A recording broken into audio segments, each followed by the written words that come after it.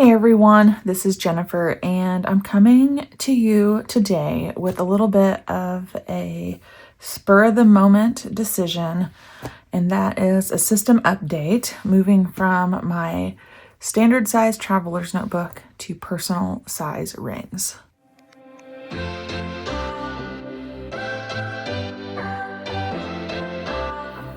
Now, I'm going to try to verbalize as best as I can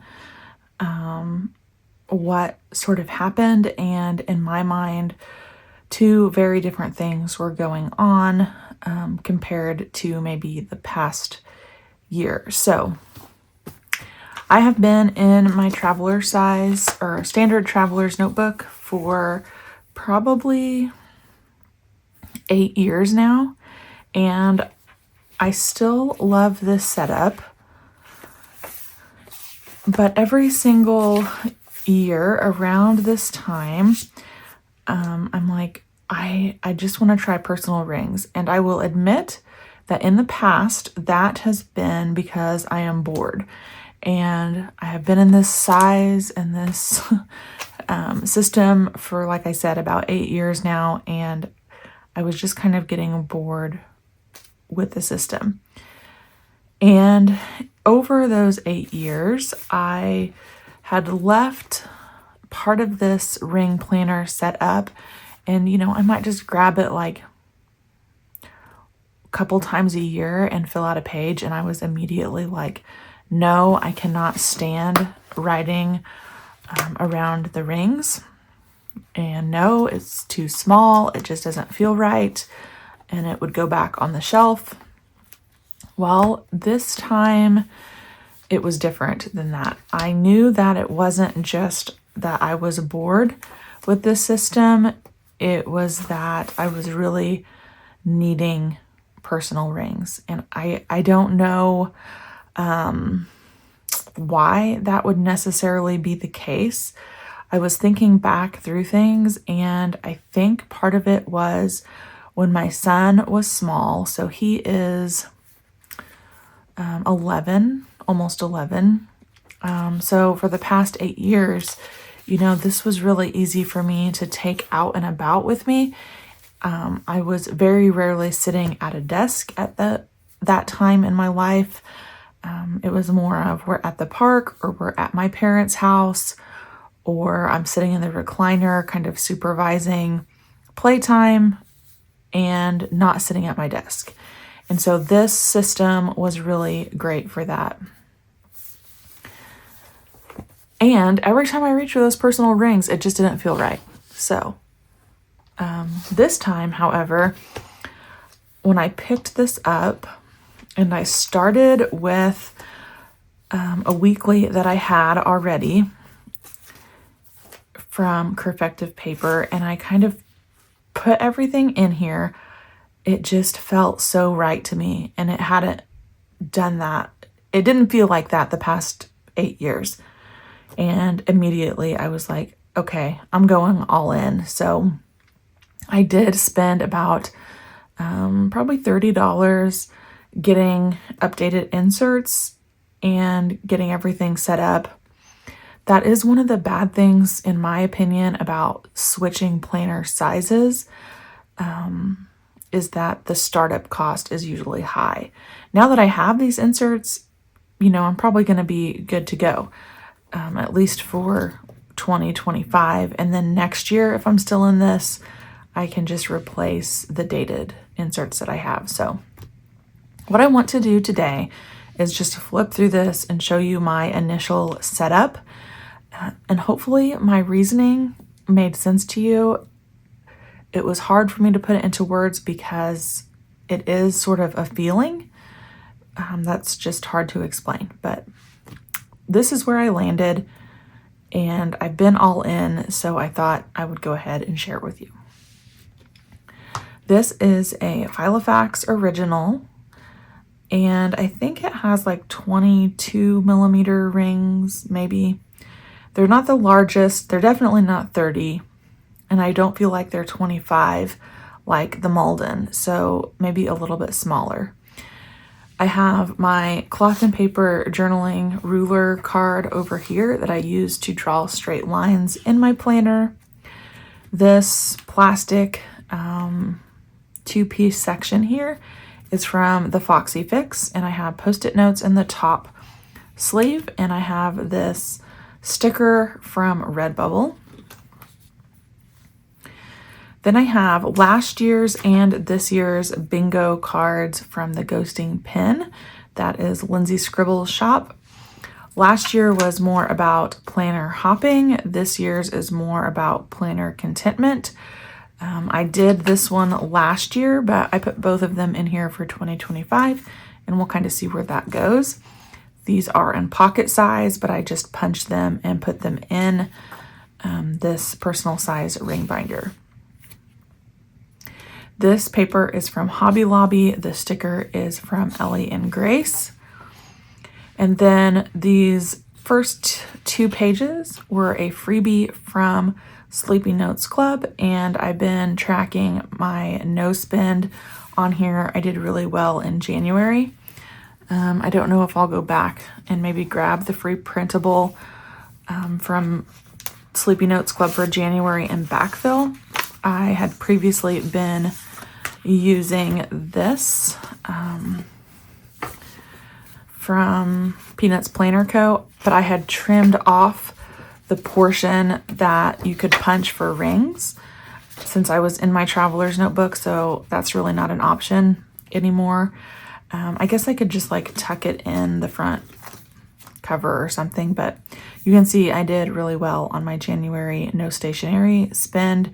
So on the 17th, I spent $4 on a new daily insert, and on the 11th, I purchased a backup Uni 1 pen. So I was kind of pleased with how that turned out. So again, this is a little higher because it was starting a new size, but I think as we move on that I'll be back on that low spend for stationery products for this specific setup. The back of this has some February wins. I haven't done that yet. This is where I'm tracking my low buy. So I spent money on the first and I did not on the second. And I guess I can mark off the third and the fourth. And then this is just an inbox. So there's some things I need to take care of there. The dividers 1 through 6 here are Filofax dividers that came in one of my Filofax planners. I have been moving this little ghost from planner to planner. It is from Redbubble. I have my 2025 year at a glance, and I did not find any stickers that I really loved that would fit over this, so I just went old school, and when January was over, marked it out with my ink pen. This is from Crefective Paper, and pretty much all of my inserts in here are from Crefective Paper. I was asked to be on her affiliate team for 2025, and I said, of course, yes. Yes, please. I've been using Jade's inserts for a while now, so if you need a coupon code from that shop, it is Gen15, saves you 15%. I do not get a kickback for that, but it does show Jade that I am sharing her products. So that is where I got my inserts for this planner, but also in that traveler's notebook. I have the back printed here, and I'm doing some tracking. Then I have the Crefective Paper yearly overview, and these are tasks that I like to do every month and then just check them off. I did print that and then immediately start printing my monthly inserts. So you have 2 inserts kind of here, or at least 2 different files on one paper.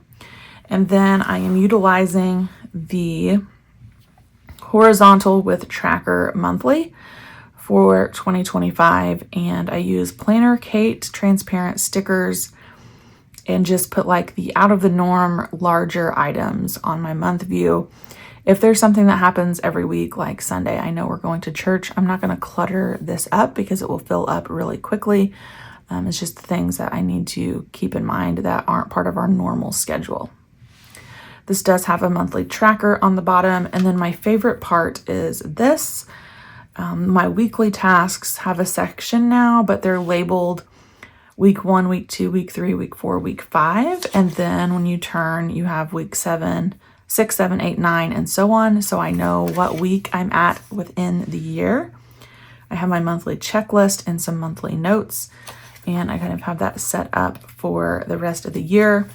There were some things that I had like on these post-it notes that I haven't taken the time to put in yet on my month view, but I do at least have the notes ready to go. So that's all in tab 1 or section 1. Section 2 is my weekly and daily planning.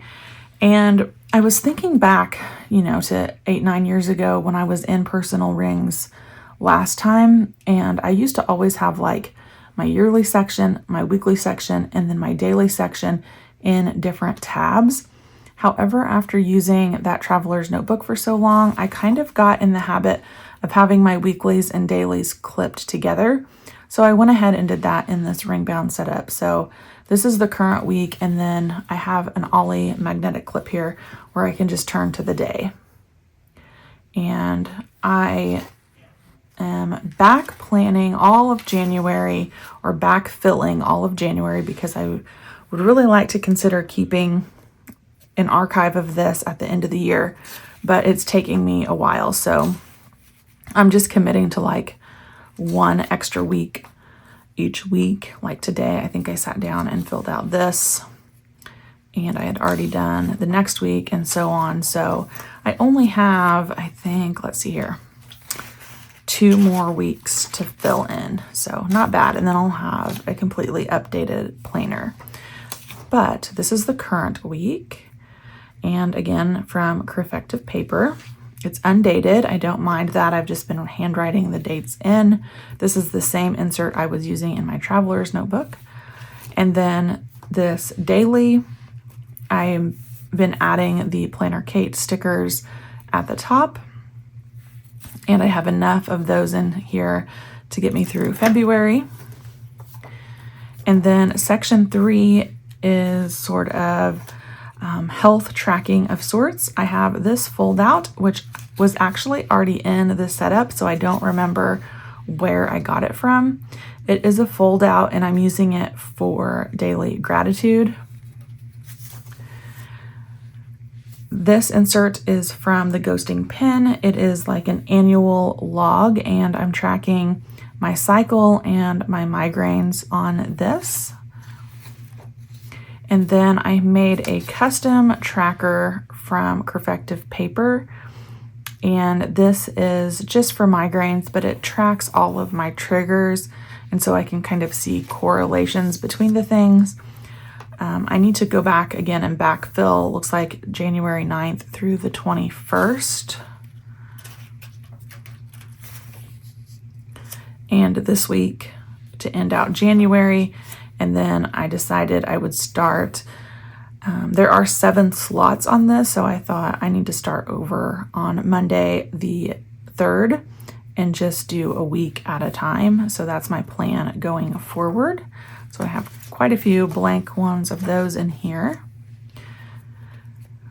Section 4 is for content planning, so I can't show you a whole lot of this, but I'll show you how the setup works. So I did reprint another one of these yearly overviews, and then it goes straight into my month view, which looks like this. So I have my ruler here so I can quickly flip to February, the current month, but this is a month on 2-page from Perfective Paper, and I track YouTube videos and any Planner Kate work that I am doing. And then this next section, I am reusing the tracker with this list. So what I do is I use this for YouTube videos to see where I'm at in the production phase. So I'll write like, well, I can probably show you January's now that that's over. Yeah, that's fine. So this was January's.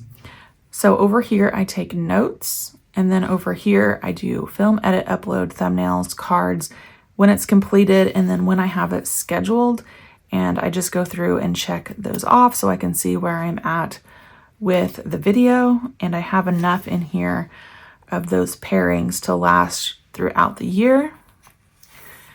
Section 5 is going to be for budgeting and like finance, and I only have 2 checkbook registers. These were in here again from years ago that I just didn't clean out. They are from so much crafting, and I'll just use those as intended, like checkbook style. And then section 6 is just for notes. I need to go and fill this information in still for my traveler's notebook, but it's the same insert that I used back here in my content section. So it's a really handy task list that has the date, task, and you can check it off. And I'll just keep notes in here. I do have some random paper cut down for kind of sloppy notes that maybe aren't as permanent. I can throw them away at the end of the week or whatever. But that is my initial setup of my rings, and a little chit chat about my rationale and how I was feeling and how this came to be. So I don't know if at some point it's going to start irritating me to write around these rings again, but I feel like I'm in such a different place in my life, like I was saying. So today at work, I had this open to this weekly daily, and I left this ring mechanism open. And when I needed to add or mark anything, I just took out this whole section, did what I needed to do, and then put it back in. And so I feel like since I'm sitting at a desk or what have you a little bit more often than I did when my son was little, it's not bothering me as much as it used to have to try to write around these rings, because I just pop it open and take them out and write and put them back in. Knowing me, that could get a little annoying. So I'm not saying that traveler's notebooks are off the table forever. It's just right now, this is what I need and I wanted to go with it. So there you have it, my initial personal ring setup. If I missed saying where something was from, you can just ask in the comments and I'd be happy to get back to you. And thank you guys for hanging out with me.